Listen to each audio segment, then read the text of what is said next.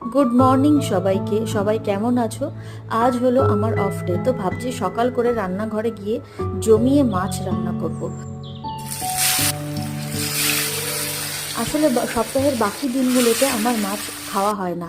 কেন? বাড়িতে মাছ আমি একাই খাই। আমার বর বাঙালি হওয়া সত্ত্বেও অদ্ভুতভাবে মাছ খায় না। কেন সেটা আমি বলতে পারবো না। আর বানিয়েছিলাম এই পুদিনার চাটনি, যেটা গরমকালে খেতে কিন্তু খুবই ভালো লাগে।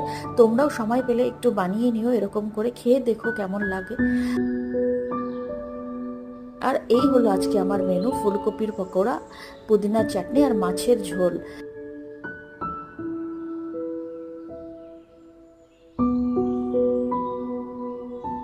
আর অ্যামাজন থেকে আমি এই সুন্দর টি টেবিলটা অর্ডার করেছিলাম, যেটা অনেক দিন ধরে কিনবো বলে আমি পছন্দ করে রেখেছিলাম। ফাইনালি এটা আজকে এসে পৌঁছালো।